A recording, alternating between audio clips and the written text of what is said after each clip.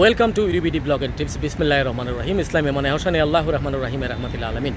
আজকে একটি অত্যন্ত মূল্যবান এবং লাভজনক এবং লোভজনক যারা এই নিউজটি দেখতেছেন তারা শুনতে পাবেন যে পর্তুগাল এমন একটি দেশ যেখানে অনেক ধরনের সুন্দর সুন্দর নিউজ আমরা শুনতে পাই।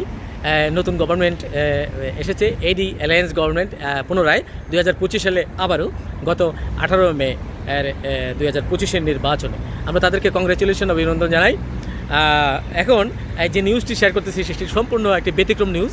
সেটি হচ্ছে যারা পর্তুগালে বাবা হতে চলেছেন বা মা হতে চলেছেন তাদের জন্য এই ঘোষণা।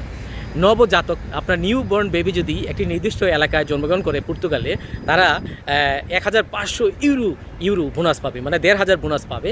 সেই নবজাতক বাচ্চাটি পাবে। কাস্তেলু দা ব্রাঙ্কু জেলার পরিণয়কা নুবা পৌরসভায় নতুন যারা জন্মগ্রহণ করবে যে বাচ্চা বা যারা দত্তক সহায়তা প্রজেক্ট একটি চালু করেছে, সেই এলাকায় বসবাসকারী পরিবারগুলিকে প্রতিটি শিশুর জন্য 1500 ইউরো প্রদান করবে। এটি লুসা নিউজ দ্বারা প্রকাশিত হয়েছে এই মে 2025। স্থানীয় কাউন্সিলের মতে জন্ম ও দত্তক গ্রহণের প্রচারের জন্য এই প্রবিধান এখন কার্যকর হবে। এই সামাজিক সহায়তার মাধ্যমে আমরা শিক্ষা এবং সামাজিক সহায়তার ইতিমধ্যেই যে সহায়তা প্রদান করি তা প্রসারিত করার অধিকার সামনে নিয়ে আমরা এই প্রজেক্টটি হাতে নিয়েছি। মেয়র জোয়াও লোবা একথা বলেছে। এই প্রকল্পটি প্রবিধান কার্যকর হওয়ার পর জন্মগ্রহণকারী বা দত্তক নেওয়া শিশুদের ক্ষেত্রে প্রযোজ্য হবে। যোগ্যতা অর্জনের জন্য পিতামাতা বা আইনি অভিভাবকদের শিশুর জন্ম বা দত্তক নেওয়ার পর থেকে কমপক্ষে 12 মাস ধরে সেই পৌরসভায় বা কাস্তেলু ব্যাংকতে বসবাস করতে হবে। যোগ্য শিশুদের অবশ্যই পুরোনাকায় নোবার বাসিন্দা হতে হবে এবং জন্মের ক্ষেত্রে তাদের বয়স 3 বছরের কম হতে হবে এবং বা দত্তক নেওয়া হলে 6 বছরের কম হতে হবে। এটাই কন্ডিশন। 1500 ইউরো অনুদান 3 বছরের মধ্যে বিতরণ করা হবে। বার্ষিক 500 পর্যন্ত পরিশোধ করা হবে। পরিষেবার বা পরিবারগুলির নার্সারি, চিকিৎসা অ্যাপয়েন্টমেন্ট, ঔষধপত্র, স্বাস্থ্যবিধি পণ্য কেনার জন্য, শিশুর নার্সিং বা যত্নের জন্য জিনিসপত্র কেনা, পোশাক, পাদুকা, খাবার এবং শিশুদের আসবাবপত্র এসবের জন্য এটা কার্যকর হবে। প্রয়োজনীয় নথিগুলোর মধ্যে রয়েছে, এখানে আপনি অনলাইনে বা কাউন্সিলর আবেদনের একটি ফর্ম পূরণ করতে হবে। প্রয়োজনীয় নথিগুলোর মধ্যে রয়েছে শিশুর জন্মের প্রশংসাপত্র অর্থাৎ সার্টিফিকেট, সেই এলাকাতে বসবাস করে সেটার প্রমাণ, আইবিএন অর্থাৎ ব্যাংকের আইবিএন নাম্বার, পিতামাতা বা অভিভাবকের ঋণমুক্ত ঘোষণা বা কর চেকের অনুমোদন, প্রযোজ্য ক্ষেত্রে হেফাজতের আইনি নিশ্চিতকরণ, আপনি আইনি দায়িত্ব নিয়েছেন সেটা প্রমাণ দেখাতে হবে। খরচের রসিদ বছরে 3 বার কাউন্সিলের সামাজিক পরিষেবাগুলিতে জমা দিতে হবে এবং 45 দিন বা 1.5 মাসের মধ্যে পরিষেবা প্রক্রিয়া জমা দিতে হবে। একটা পরিবারের জন্য পরিষেবা সহায়তা প্রদান এবং স্থানীয় উন্নয়নের জন্য এটি একটি ইনসেন্টিভ বা উৎসাহমূলক ভাতা। স্থানীয় ব্যবসাগুলিকে সমর্থন করার পাশাপাশি জন্মহার বৃদ্ধি করা এবং দত্তক উভয়টাকেই উৎসাহিত করা হবে, মানে এনকারেজ করা হবে। জোয়াও লোবা বলেন এটি একটি আর্থিক অনুদান বা ত্রাণ প্রদান করবে, করার নিশ্চয়তা প্রদান করে এবং স্থানীয় অর্থনীতিকে উজ্জীবিত করবে। তো এটা পাশাপাশি আমরা দেখতেছি স্বাভাবিকভাবে আপনার প্রশ্ন হতে পারে যে নর্মালি কি আমরা একটা বাচ্চা জন্মগ্রহণ করলে পর্তুগালে কি ভাতা পাবে না? হ্যাঁ, অবশ্যই পর্তুগালে জন্মগ্রহণকারী বাচ্চারা পর্তুগালের ভাতা পাবে।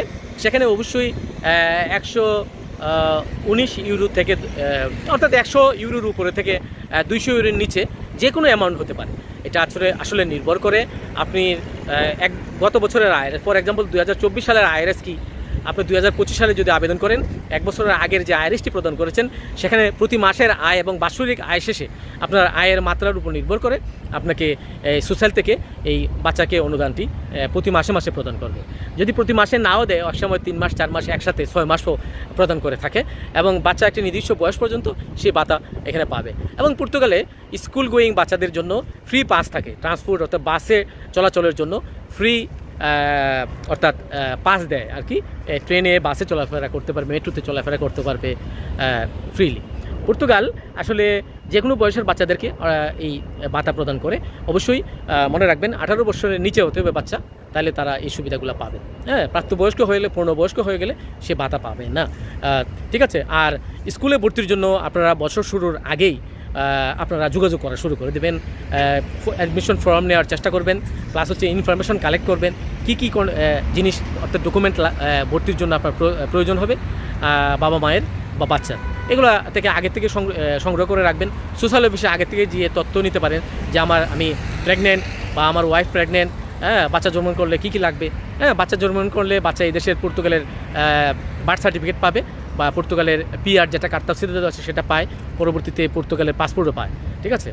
আর এই পাসপোর্ট পেতে গেলে বাচ্চা পিআর পাইতে গেলে বাচ্চার কী কী করতে হবে সেটা নিয়ে আমার আরেকটি ভিডিও রয়েছে, আপনারা ধৈর্য সহকারে সেই ভিডিও দেখার অনুরোধ রইল, চাইলে দেখতে পারেন, এটা আমি জোর জবরদস্তি করতেছি না। আর যারা ব্লগে এই নতুন আজকে আপনারা সাবস্ক্রাইব করুন, পাশে থাকুন। আমি ব্যস্ততায় অনেক সময় অনেক ধরনের ভিডিও দিতে পারি না। আর যারা মনে করেন অনেক ভিডিও অনেক আপডেট জানতে চান পর্তুগাল নিয়ে, বিশেষ বিষয় নিয়ে, সেটা কি বিষয় কি টপিকের উপরে আলোচনা আমরা করতে পারি আপনারা জানিয়ে দেবেন, আগ্রহ করবেন। একাধিক অ্যাটলিস্ট 5 জন সাবস্ক্রাইবার যদি একটি রিকোয়েস্ট করে মিনিমাম, তাহলে আমি সেই বিষয়ের উপরে আমি ভিডিও করব, আমি মনে মনে ধরে নিয়েছি, যেন আপনি সহ অন্যরাও উপকৃত হয়। আর বাংলাদেশি যারা পর্তুগালে আছেন বা কমিউনিটিতে বসবাস করছেন সবার জন্য শুভকামনা।